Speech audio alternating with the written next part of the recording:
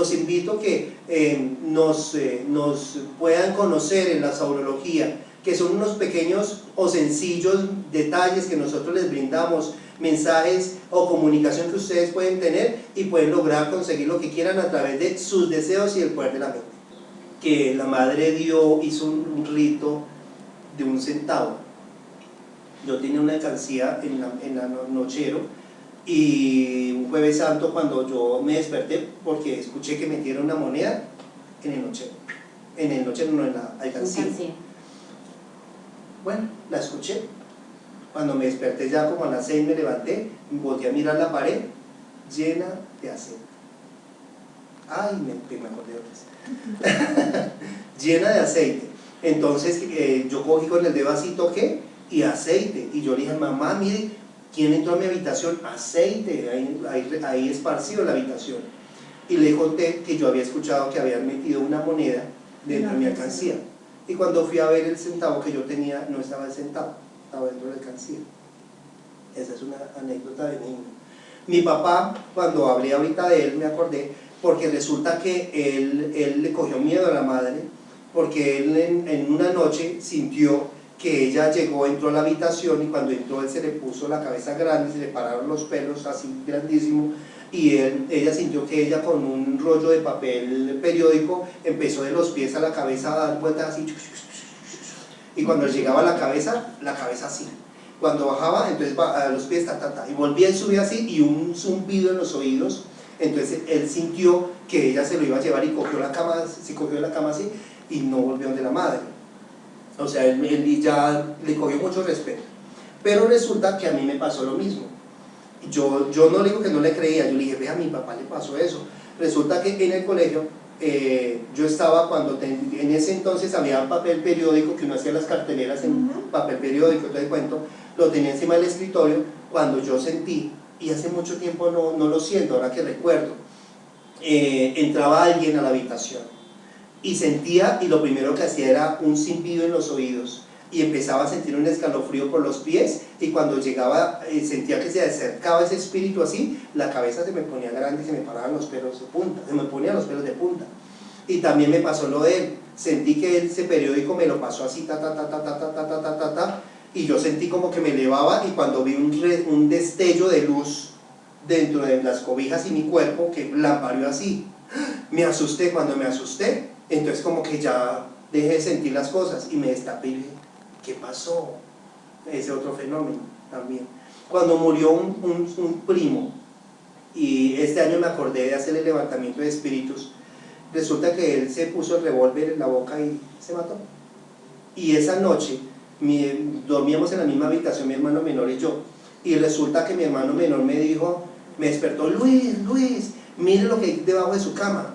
Y yo, ¿qué hay? Que mire lo que hay debajo de su cama. Y yo, de bestia, cogí, y como tenía el switch cerca, prendí la luz y miré bajo la cama. Me dijo, bruto, ¿por qué prendió la luz? Le dije, ¿por qué? ¿Qué había debajo de la cama? Habían 2 palomas blancas, brillantes, que caminaban debajo de su cama así.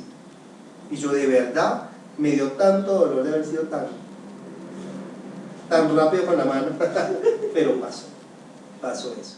Hace un año en el Congreso, en el último que hubo, yo tenía y estaba escribiendo el libro de levantamiento de espíritus, y era la sorpresa que yo le tenía a la madre, pues para que ella se diera cuenta que todas las anécdotas de lo que ha pasado quede documentado, y que en algún momento algún científico, los historiadores, encuentren estos libros y digan, oiga, mire qué era lo que hacían los aurólogos, qué técnica utilizaban o cómo hacían sus ritos, que miren lo que están explicando, y lo puedan cotejar con la información que ellos tienen. Y resulta que ese día la madre, yo sin contarle nada, estaba en el salón cuando me dice, acá no vinimos ni a leer ni a escribir libros. Yo me quedé mirando y le dije, la madre, ¿cómo sabe que yo estoy escribiendo un libro? Porque ella nos daba un espacio, un descanso, y yo de una vez me iba para la habitación a escribir. Almorzaba, me iba a escribir, y en la noche llegaba a escribir. Y la madre me dice eso, y después de eso fui a buscar el archivo hasta el sol de hoy, porque no lo volví a encontrar, se me perdió el archivo, se me borró, entonces me toca volver a empezar. Cuando va a temblar, la naturaleza nos avisa, ¿Por dónde? Por medio de las nubes, de que va a temblar. Pero nosotros vemos allá las nubes y vemos que se forman como copitos de algodón. ¡Ay, tan bonito es que no sabemos que se viene una tragedia para nosotros o para nuestro pueblo! Tengo una anécdota y eso pasó hace poco. Yo estuve en Chile, resulta que estuve en Viña del Mar y yo vi un círculo pero grandísimo en el sol, y yo les dije a la guía, que es chilena, le dije: mire, Chile va a tener un problema muy grande porque es tan fuerte ese círculo. Y yo envié un mensaje a los maestros chiletas para que me ayudaran a enviar mensajes para que no sucediera nada en Chile. Yo estuve el 3 de mayo, que hice el rito de la luz y el rito del 3 de mayo con la aleta Jaló, y resulta que habían allá muy feliz porque habían 10 personas chilenas nuevas, no son saurólogos, pero estuvieron muy encantados con el rito. Y siempre, como nos enseña la maestra, a hacer los ritos, a proteger las fronteras, a proteger nuestro país, así les enseña a ellos. Ustedes que son de acá, piensen en su país, va a haber una tragedia porque mire, hay un círculo en el sol, y eso nos enseña la maestra, o por medio de la astrología, de que es una tragedia nacional.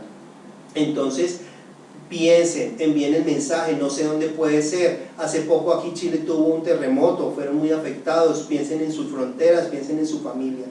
Y no hace mucho, hace 15, 20 días, enviaron por un WhatsApp que en Valparaíso había habido un tornado tan grande que hubo creo que tan solo un muerto, pero rompió vidrios, levantó tejas, hubo una catástrofe allá en Valparaíso. Entonces sí, la astrología nos enseña que nosotros nos tengamos que comunicar nuevamente con nosotros mismos. Nuestro ángel de la guarda nos anuncia esas corazonadas que nos llegan. Cuando uno va a ir por un sitio y siente un escalofrío, hagámosle caso, porque eso nos indica que no debemos ir por ahí, pero a veces se nos olvida y nos vamos por ahí, y tome que ahí tenemos el problema. O a veces uno siente o percibe como que piensa en una persona, como que, oiga, ¿y esa persona qué pasará con ella?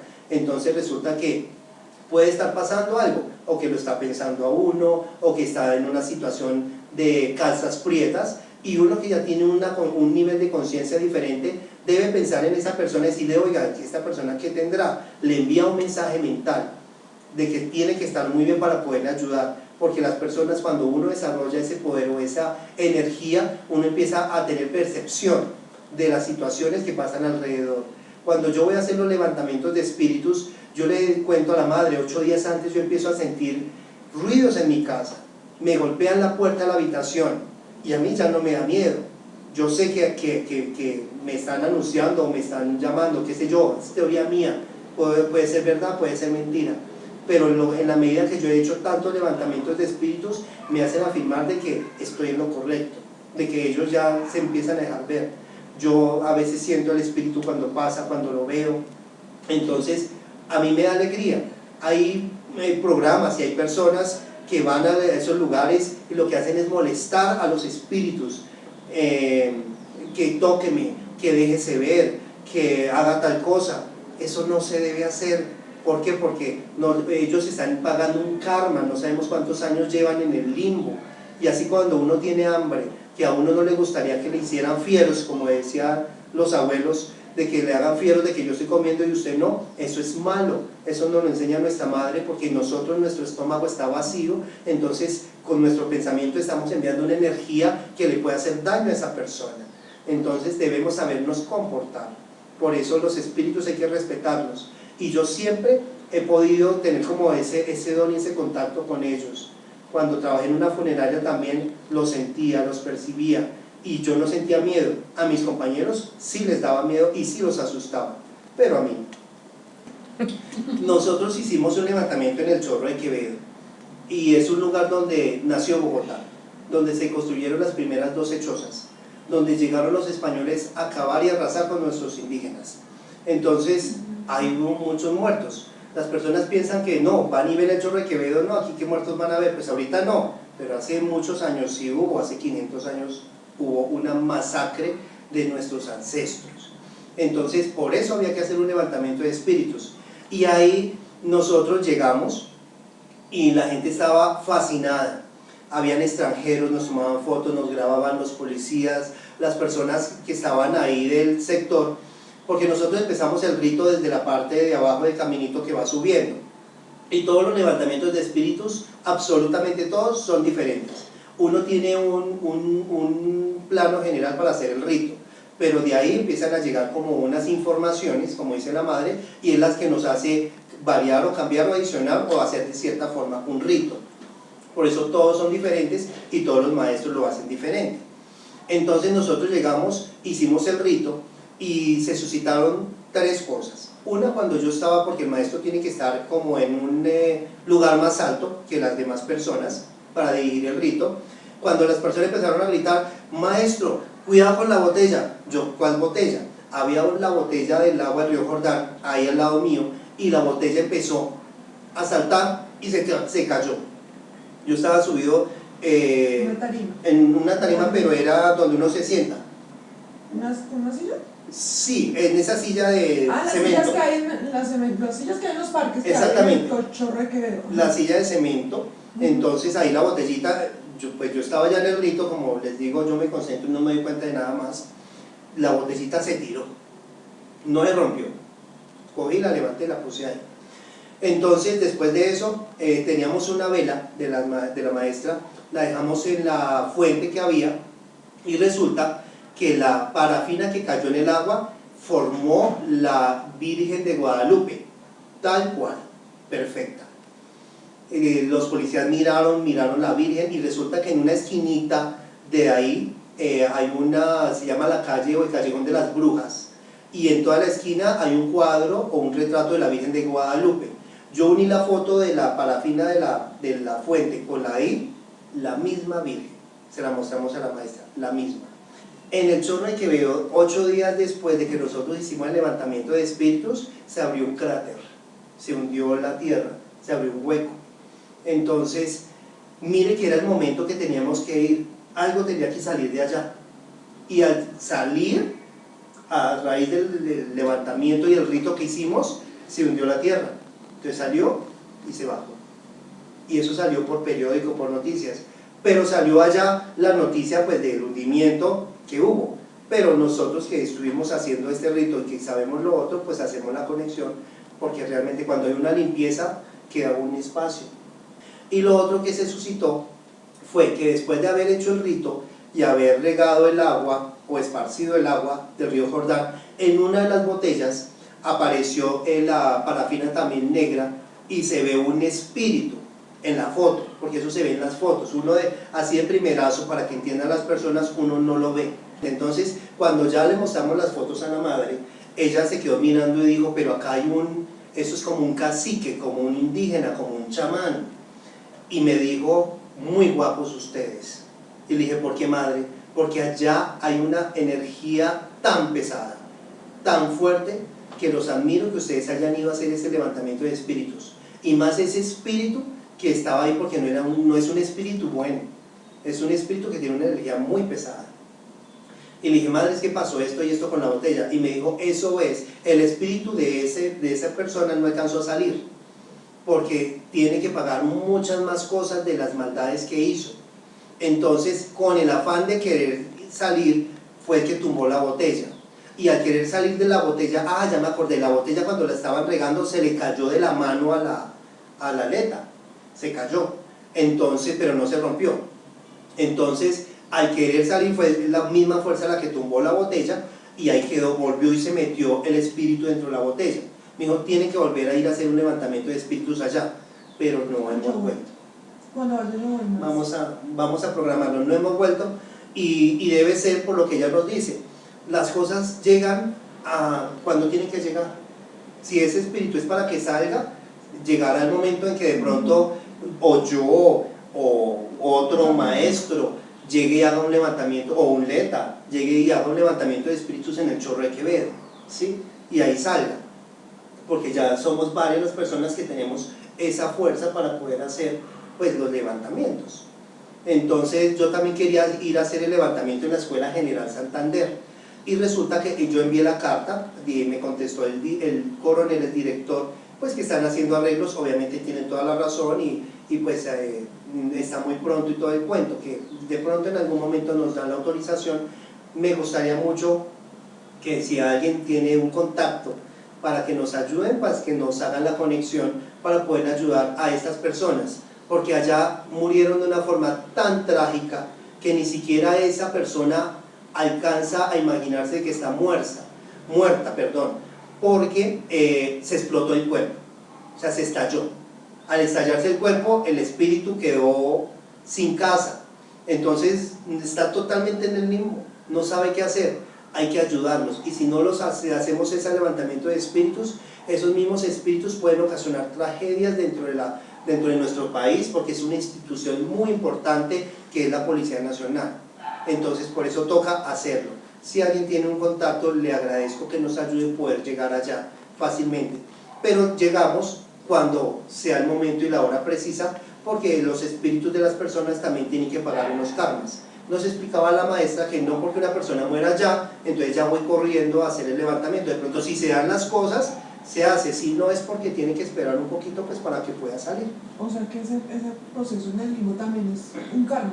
Es un karma. Es un karma porque ella explica que, digamos, aquí puede haber un espíritu, y el espíritu puede estarle diciendo: Luz Ángela, quiero agua, pero como usted no lo ve, usted no lo siente, entonces él está desesperado.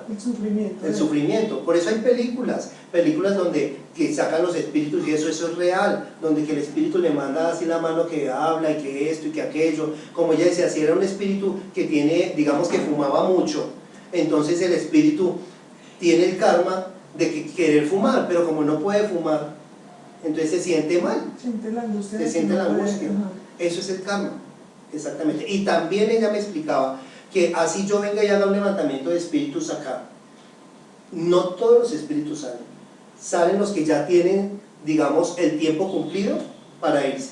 De pronto a otros les ayudamos que salgan y no completen el tiempo, sino lo completen en el fuego, donde tienen que descansar, o en algo les ayudamos. Pero hay otros que definitivamente no pueden salir porque no han terminado de pagar su karma.